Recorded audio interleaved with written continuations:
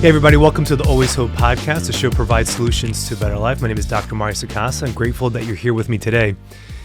Well, today I just want to talk for a few minutes and just express my deep gratitude to all of you, my listeners, for all your support that you've given to me over the last 6 years. And truthfully, last year, 2024, was a rather difficult year for me. I mean, losing my job at Willwoods was not fun, to say the least.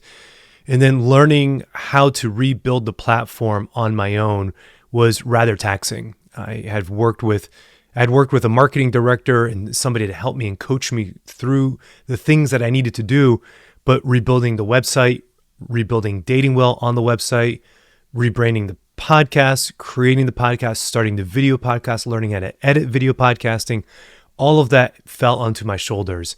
And the reason that I continue to do this show is because I believe that this is something that the Lord has called me to do. And I know that it's helping because I get comments from you, I see you in person, and you share with me the good that the show is doing. And so I just want to take a minute to express my gratitude to you, that you are listening, that you're watching, that you're sharing these episodes, that you're engaging with the material that we're offering here, and that you're able to receive it in a way that is helping you genuinely grow in your faith and in your emotional health and in your spiritual and relationship health and the various topics that we discuss in this show. Why do I want to start here? Well, because here we are at the beginning of 2025. And as I indicated, 24 was a rather challenging year as I was making this transition out of the umbrella of Willwoods and now on my own.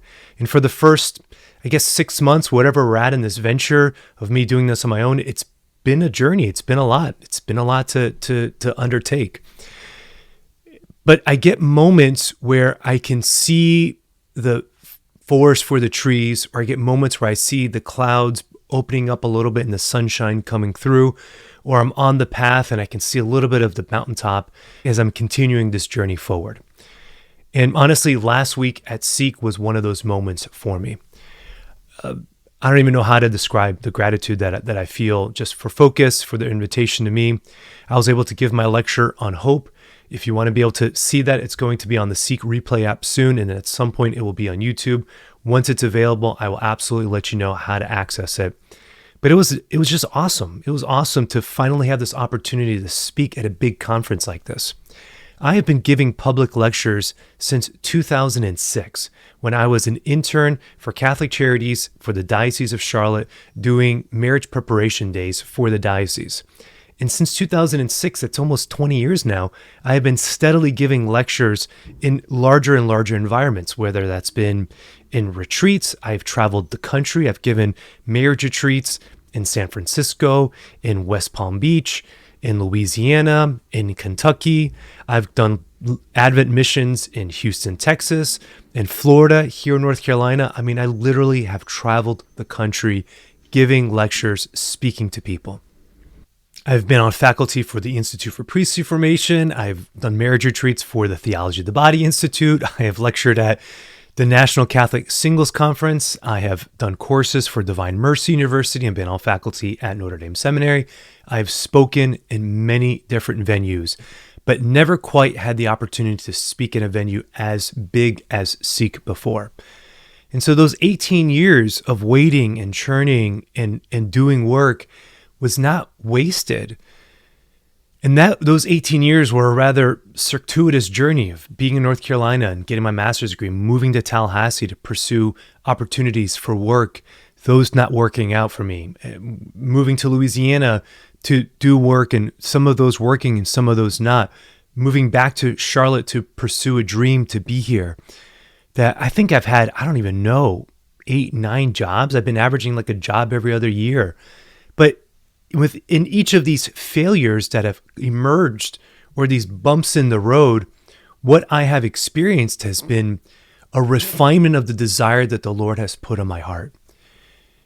And the refinement of the desire is for me to continue to do this work of preaching this message, of teaching people how to find healing in a real context, something that isn't overly sensationalized. How to be able to approach the faith from an incarnational perspective, one that's grounded in reality. How to be able to take actionable steps forward in life, whether that's overcoming challenges from your past or the anxiety you're feeling in the present or relationship difficulties that you're experiencing. all of these goals have been integrated within this lens of faith and science. And that's what I've done from the beginning. In whatever venue that I've been able to communicate this message in, it's been a refinement of the material and also a refinement in my capacities to communicate. So Seek was really, in many ways, I want to say a culmination of 18 years of hard work. Now, I'm not going to make an idol there. I'm not ready to stop. I'm not going to be like Peter and say, where are the altars? Let's just camp out here for a little bit. I know that. I know it's another rung on the ladder, another step to take on this journey to keep moving forward. But man, it was a good step to be at. Being in front of a room of close to 2,000 young adults was just exhilarating. Material that I feel very comfortable with. And so I was able to get up on the stage and just crush it, and just really crush it, and felt really good. Had a nice line of people afterwards that wanted to talk. Was able to meet with some folks afterwards to discuss further what their experience was with the material and helping them flesh through some questions that they had as well. So I can't wait to share that talk with you. But again, I just want to communicate that this show is about hope. See, when I started the show in 2018, I called the show Always Hope really because it was a promise to myself. 2018 was probably the lowest I was at any point in my faith journey.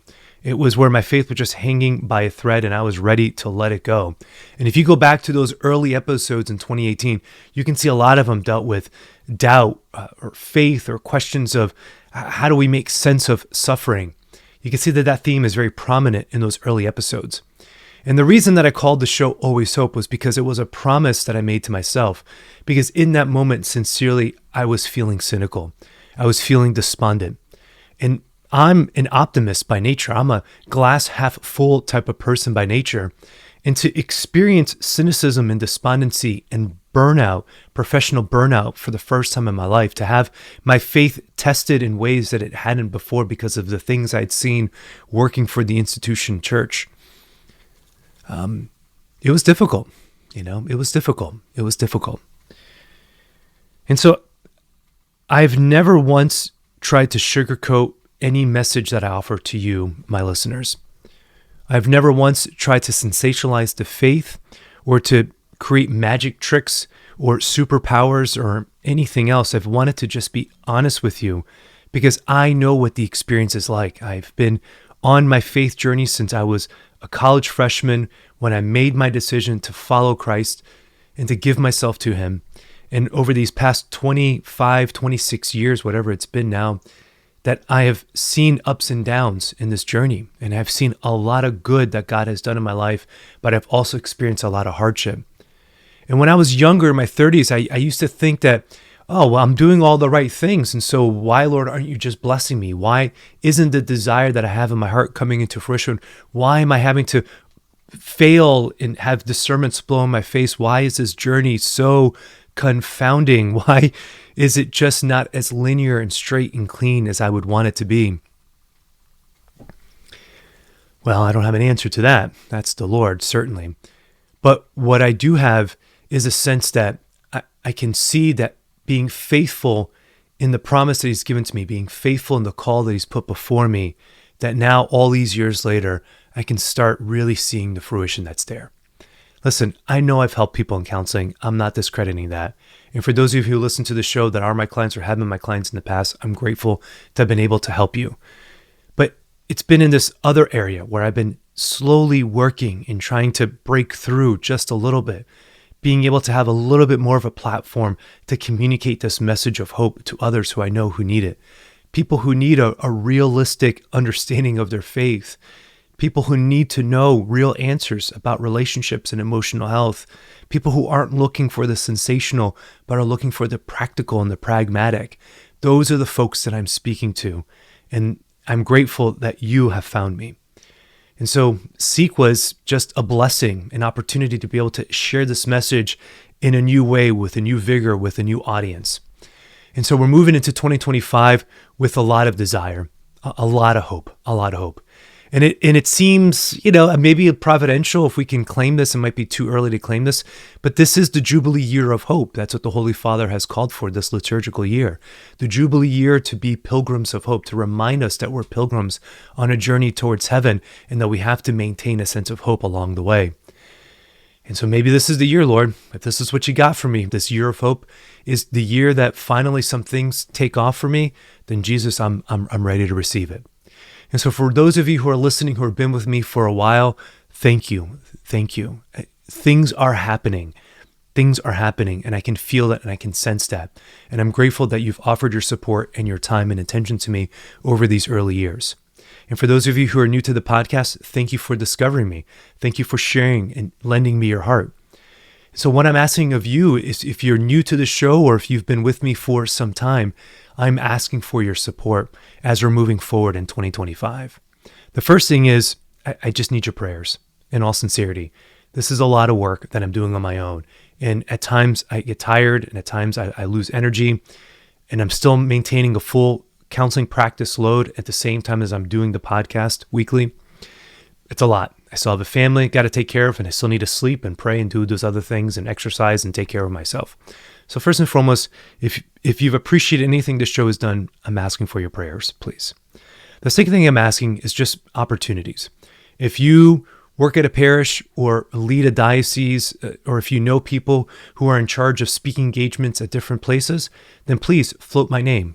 Things that I can talk about: marriage, dating, the virtue of hope.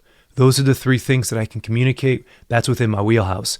I can also speak to men's issues regarding authentic masculinity, related to also pornography addiction, those type of things as well. But that's a little bit secondary to marriage, dating, and the Hope seminars.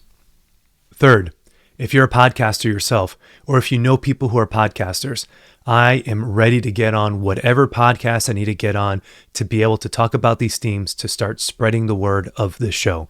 So if you know people who host a podcast, please put me in touch. Please send me an email. Please put me in touch with folks, or DM me on Instagram. Those are the three things that I'm asking right now. Your prayers, consideration for being a speaker at an upcoming event, or letting me know about events that are coming up, and also being a guest on other people's podcasts.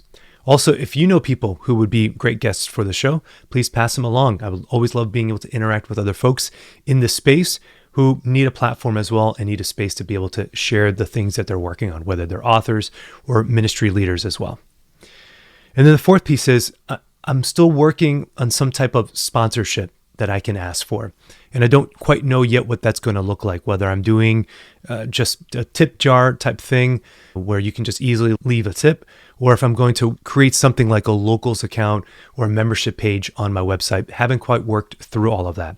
But if you're somebody who knows how to do these things, if you're good at social media, if you know somebody who's good at social media and knows how to market and is free and willing and capable, and some student who loves to do this stuff and can do it while you're sleeping type of thing, then yeah, I'm all ears right now. I'm very ready and open to receiving some help. So I've acknowledged that I've done as much as I can do. I'm giving the best that I can to this platform. I'm giving the best of myself to be able to offer this great content for you. And now I'm asking for help. And so if you know people who can help in any of those domains, whether it's just praying, whether it's speaking engagements, whether it's podcasts, other people's podcasts, or whether it's folks who know how to be able to do social media and to do that effectively, then please, I invite you to email me at hope@Dr. Mario Sacasa. That's hope@DrMariosacasa.com. Or you can find me on Instagram or LinkedIn or Facebook at Dr. Mario Sacasa. My handle is the same on any of those platforms, and I'm happy to begin conversations with each of you. I believe that 2025 is going to be a great year for the show. We're going to see some growth. I feel it. That's where my focus is, growing the show. And so again, I can't thank you enough for your support, for your time, for your attention that you've given to me. It's humbling to me when I meet people who listen to the show and say, this episode did this for me, or this episode did this for me. Again, I'm just a little therapist here in my room, in my home, by myself, recording this on a camera and editing it all by myself.